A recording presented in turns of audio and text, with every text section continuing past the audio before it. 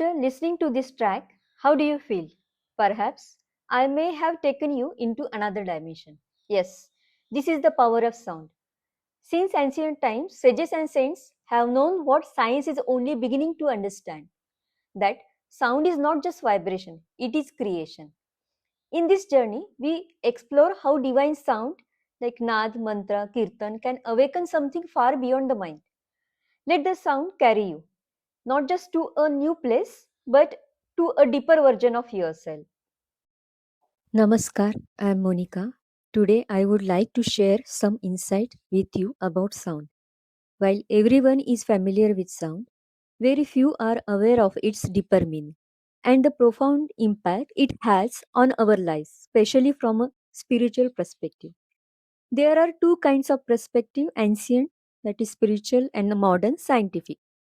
I will begin with the spiritual perspective as it explains the origin of the sound at a much deeper level. The scientific approach often involves analysis, logic, and proof. However, many of these truths have already been explained in ancient scripture long ago. In spiritual practice, true knowledge doesn't come easily, even if it is right in front of us or we have access to countless books and resources. If a seeker is not spiritually deserving, they may only grasp surface level information. There are three steps in the spiritual learning process. First is Jnana, that is knowledge. Second is Sadhana, that is spiritual practice. Third is Vidya, that is wisdom. This is the result of both knowledge and practice. It's a deep understanding and the ability to discern truth. This wisdom means Vidya is not bound by time. Some may attain it at a young age, some after years of practice, while others may never attain it and eventually give up. There are several inner qualities that one must assimilate. These are the most essential inner qualities. First is Adhyayam, that is study. Second is Manan, means reflection. Third is Ekanishtata, means single pointed focus. Fourth is Samarpan, means you surrender to particular thing. Fifth is Pramanika, sincerity. Sixth is Tyag. Tyag means sacrifice. You sacrifice your time, involved in particular thing. That is Tyag. Seventh is Shuddhata. Shuddhata not only about the physical body, about your mental thinking process, emotional purity. Everything is considered in the purity. Eight is faith. Faith, Shraddha. You should have a faith while you're doing these things. That is 8 point. And ninth is Guru Nishtha. Guru Nishtha means devotion to the Guru. And above all, the bhakti is essential throughout the entire journey. You might wonder why I haven't jumped straight into the main topic of sound. In the traditional spiritual path, a guru doesn't immediately share knowledge with the shishya. The shishya, the disciple, must pass many tests because divine knowledge is sacred. It must hand it down only to those who will use it selflessly for higher purpose, not for personal gain. At first, the guru observes how the disciple studies, reflects, and applies the teaching in the daily life. Only then does the guru decide if the shishya is eligible to receive Vidya. This process wasn't merely about passing on knowledge, it was about shaping the disciple into a worthy recipient. In today's modern lifestyle, I have observed that even those with a deeper technical and spiritual knowledge often have subtle flaws, flaws that were traditionally recognized and corrected by a guru. Without these small and subtle details, Vidya is incomplete. This entire process leads us to expand and transfer our level of consciousness, allowing us to understand things on a more subtle level rather than merely through the senses. In today's age, we are fortunate to have access to this wisdom passed down through a sacred lineage. As I mentioned earlier, there are three steps in the spiritual practice. I will begin with this first step by sharing knowledge that may support you on your own spiritual journey. I offer my heartfelt gratitude to all the respected gurus, a special offering of thanks to Swami Srila Prabhupada, whose tireless efforts brought the wisdom of the Vedas to the world. The Srimad Bhagavatam, also known as the Bhagavad Purana, is the very essence of the Vedas. It was first spoken by the Supreme Lord himself to Lord Brahma in the very first kalp, the dawn of creation. Creation of the universe based on Srimad Bhagavatam.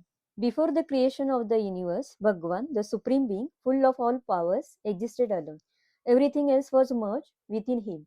Out of his causeless mercy and the compassionate Lord desired to expand his joy, feeling incomplete without his plenary and separated part and parcels. The living entities, he initiated creations. He impregnated the living entities into material nature. Then, under the influence of eternal time, all living beings began to manifest. There are three types of creation mentioned in Srimad Bhagavatam 2.10.46 purport. Like there are three different types of creation called Mahakalpa, Vikalpa, and Kalpa. In the Mahakalpa, the Lord assumes the first Purusa incarnation as Karanodakasayi Vishnu with all the potencies of the Mahat Tattva and the 16 principles of creative matter and instruments. These creations by the Lord in his features of Karanodakasayi Vishnu are also called as Mahakalpa. Then the creation of Brahma and dispersion of the material ingredients are called Vikalpa. It means Brahma is created by the Garbhodaksayi Vishnu. Then Brahma organizes the raw material element provided by Mahavishnu, means Karanodakasayi Vishnu, into various planetary system bodies and species. Now, the creation by the Brahma in each day of his life is called Kalpa. Therefore, the each day of Brahma is called a Kalpa. So, what is a Kalpa? A Kalpa is a one full day, means 12 hours in the life of Lord Brahma, the secondary creator of the universe. During each Kalpa, Brahma creates the universe anew, organizing the material element, populating the species, and generating various worlds. So, one Kalpa is equal to 1 day of Brahma, that is 4.32 billion human years. What happens during a Kalpa? The creation of the world, elements, and the living beings. Like then activities of devas, sages, demons, and incarnation of Bhagwan. Each Kalpa is a fresh cycle of creation by Brahma, guided by the will of Lord Vishnu. 1,000 cycle of 4 yugas constitute 1 day of Brahma. The creation of Brahma during each such a day is called a Kalpa. That is, one Kalpa is equal to 1,000 Mahayuga cycles. Mahayugas are Satya, Treta, Dwapar and Kali Yuga. These are the 4 yugas, that is 1,000 Mahayugas. So, one Kalpa is equal to 1,000 Mahayuga cycle. So, in summary, you have to remember like the creation during the day of Brahma is called Kalpa and the creation of Brahma is called Vikalpa. When Vikalpa are made possible by the breathing of Mahavishnu, this is called Mahakalpa. There are regular and systematic cycle of these Mahakalpas, Vikalpas and Kalpas. And also I would like to differentiate between Karanodakasayi Vishnu and Garbhodakasayi Vishnu. Brahma is created by Garbhodakasayi Vishnu and not by the Karanodakasayi Vishnu. Karanodakasayi Vishnu lies in the causal ocean, creates countless universes by exhaling them, like outside of all universe. And Garbhodakasayi Vishnu enters each individual universe, lies on the Garbha ocean, inside each universe. So, how the Brahma is created? First, Karanodakasayi Vishnu breathes out countless universe as a golden eggs or Brahmandas. In each universe, Garbhodakasayi Vishnu enters and lies on the Garbha ocean. From his navel glows a lotus, and on that lotus Brahma is born. Brahma is thus the secondary creator empowered by Vishnu to further manifest life and planets. So, in short, Karanodakasayi Vishnu creates universes, Garbhodakasayi Vishnu creates Brahma within each universe, and Brahma creates planet species. Sarga and Visarga are the two fundamental types or stages of creation. Sarga is the primary or original creation of the material elements and principles by Mahavishnu. Creator is Bhagwan. So what is a creator in Sarga? The manifestation of the gross material elements like the Pancha Mahabhutas, earth, water, fire, air and ether, The Pancha Tanmatras, like subtle sense objects, sound, touch, form, taste, smell. The 10 senses, that is 5 knowledge acquiring and 5 working. The Ahankara means false ego and the Mahatattva, caused when the Lord transfers the gunas. Bhagwan, specifically Mahavishnu, the Supreme Lord, through his glance and the Kal and energy, initiates Sarga. Visarga is the creation of bodies for the jivas, carried out by Brahma. Here the component created like the creation of moving and non-moving entities means giving jivas form with intelligence, sense and body. Here in the Sarga, agents are like Kal means time, Prakriti and Gunas. Whereas in Visarga, agents are Brahma, passed down to Prajapatis, Manus, Daksha. In Sarga, type is subtle cosmic framework. In Visarga, it's a gross, living entities and forms. In Sarga mode used like it begins from Mahatattva using gunas, wherein Visarga uses Rajagunas for creation of forms. In the Sarga, purpose is to manifest a material universal structure, whereas in Visarga to populate the universe with the living beings. So this is the difference between Sarga and Visarga. Before creation begins, only the Supreme Lord exists. He is the first Purusa, the original conscious being and the controller of Maya. By his divine will, he desires to become many. He manifests time, that is Kal, which was previously unmanifest and merged within himself, along with Karma. Karma, the accumulated destinies of individual souls, souls means jivas, and their inherent natures, which is Swabhava, all of which had remained dormant within the jivas. He does this through the activating influence of his divine energy, that is Maya. Through the power of Maya, he sets the cycle of creation in motion. At the dawn of creation, Bhagwan glances over Prakriti, the primordial energy. This Prakriti, also known as Maya, is the Lord's external energy, a blend of cause and effect.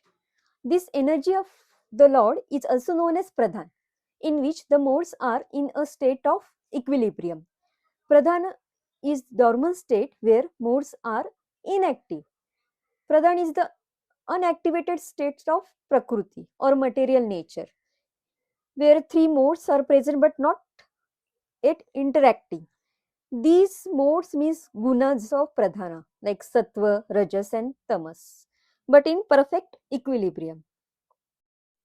As we have seen in the beginning, before time, before space, before form, only the Supreme Lord existed, unmoving, internal and complete. At the moment of his exhalation, the Mahapurusha, the great cosmic being, breathed out countless universes. By his divine energy, the universe is created. He does not enter it, but by casting his glance from a distance, he introduces Jiva Shakti, a reflection of consciousness into Maya. Then the time Kal stirs, and the previously dormant Prakriti, also called Pradhan, begins to transfer. Under the influence of time, the gunas, which are called qualities of nature, are agitated from their state of balance. This movement, guided by Swabhava or inherent nature, gives rise to Mahat Tattva, the first evolved principles. The Mahat Tattva, composed of knowledge, arises by the karma of the jivas and rooted in the Sattva Guna. Through this Mahat Tattva, another principle emerges, that is Sutra Tattva, a dynamic form of Mahat Tattva, activated by Kriya Shakti, the power of action, and infused with Rajas. Thus, the Mahat Tattva becomes the source of creative motion, predominated by Sattva and Rajas, all under the direction of the Supreme Lord. From this energized Mahat Tattva, a new form arises, that is Ahankar, the principle of false ego, influenced primarily by tamas, the mode of ignorance. Ahankara divided into 3 aspects: Adibhut, that is material elements; Adhyatma, the self and senses; and Adideva, the controlling demigods or devtas.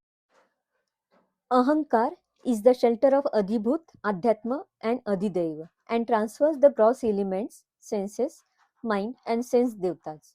Ahankar divides itself into three gunas or modes of nature. First is Sattvam, that is mode of goodness. Second is Rajas, the mode of passion. And third is Tamas, means mode of ignorance. These give rise to three powers: Jnana Shakti, Kriya Shakti and Dravya Shakti. Jnana Shakti is the power of knowledge, Kriya Shakti is the power of action and Dravya Shakti is the power of substance or matter. From Ahankara and Sattva Guna raises the mind and the sense devta, that is Adhideva, the divine control of hearing, sight, touch and more. This is the Adhideva aspect governing the divine influence over the senses.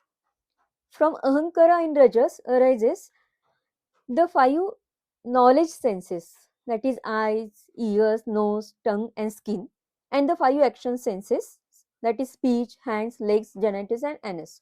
These form the Adhyatma aspect connected to the self and individual faculties of perception and action. And from Ahankara in Tamas arises the five subtle senses objects like Tanmatras, sound, touch, form, taste and smell.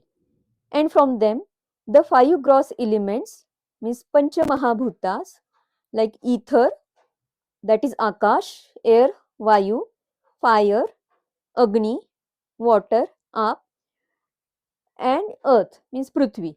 This is the Adhibhut aspect, the gross physical manifestation.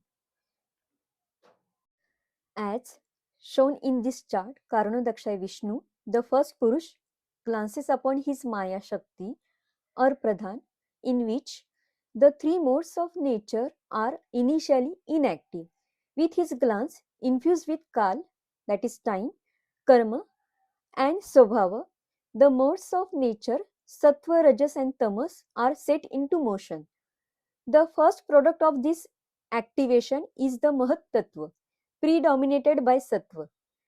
From Mahat arises the Sutra Tattva, predominated by Rajas or Rajasic, that is passion, and then Ahankara, which is predominated by Tamas or Tamsic, that is ignorance. From Ahankara, that is false ego, three energies arise.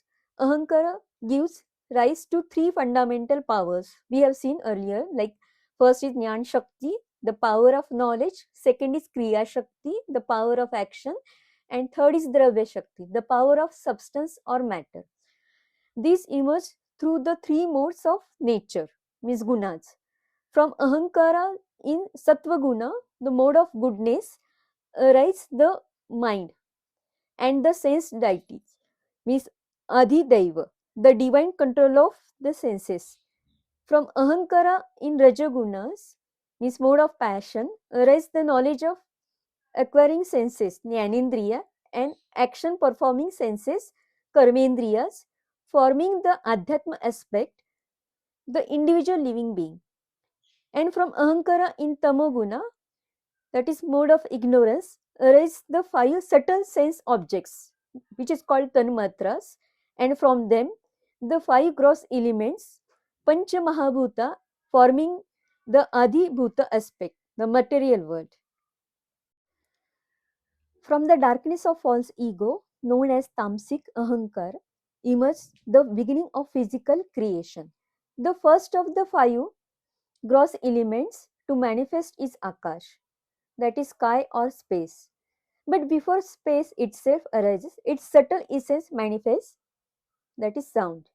In Vedic cosmology, sound is not merely a vibration, it is a subtle potential behind space. Just as the seer relates to the scene, sound represents the object even before it takes form. Sound is the tanmatra, the subtle element from which Akash emerges.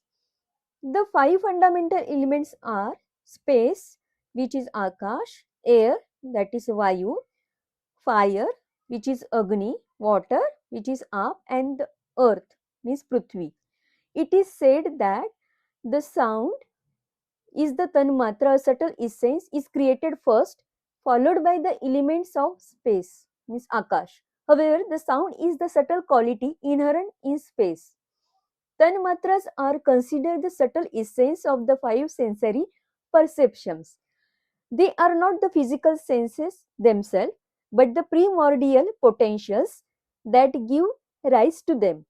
Sound represents the subtle nature of an object, as speaking about the object evokes its idea or form. Therefore, sound is the subtle characteristic of an object. Thus, begins the progression of five great elements, means Pancha Mahabhutas, as you can see in the chart. From sound or Shabda arises space, Akash. From touch or Sparsha arises air, Vayu. From Rupa arises fire, Agni. From taste, means Ras, arises water, Aap. And from smell, Gandha, arises the earth, Prithvi. The entire process of creation is a gradual evolution and development from one element to another, and the qualities of sense perception are also generated progressively one after the other. From the subtle sky, Akash, the first gross element arises sound. Space carries only one sense quality, that is sound. As air, Vayu, evolves from space, it carries not only sound but also the sense of touch, that is sparsh. Next comes fire, Agni, which adds the power of form or shape, Roop, to sound and touch. Now we perceive light and form. Then water, Aap, is created, bringing in the next quality, taste, Ras. It retains sound, touch, and form, and now adds the power of taste. Finally, earth, Prithvi, manifests the most evolved of the five elements. It includes all previous qualities, that is sound, touch, form, taste, and now adds smell, Gandha. Thus, the material creation evolves in a beautifully ordered sequence. Therefore, on earth, there is a full display of the variegatedness of life which originally begins with the principle of air. Within the earthly body of living beings, disease arises from the imbalances or disturbances of air, the vital force or prana. This is especially true for the mind. Mental disturbances often reflect disruption in the inner movement of air. That's why yogi practice, particularly breath control, pranayam, are so effective. They regulate the flow of prana, reducing disease and restore the balance to the entire system. But beyond air, there is a subtler healing force, that is sound, Shabda. Sound works on every layer of our being. Sound acts as a fundamental remedy for all types of disorders within the human body, whether physical, mental, emotional, energetic, or spiritual, because of its profound influence on every layer of our existence. It is a subtle yet powerful force capable of guiding the body from a state of imbalance and disorders to one of harmony and equilibrium. Sound also serves as a sacred bridge, a gateway that connects the individual soul with the divine source. Practices such as mantra chanting or listening to harmonized pure sound vibrations calm the nervous system, soothe the mind, and restore the emotional balance. There is still much more to share about sound and spirituality. However, due to time limitation, we will continue this journey step by step in due course. I hope this spiritual knowledge has been helpful to you, offering insight, clarity, and inspiration on your own journey. Thanks for listening.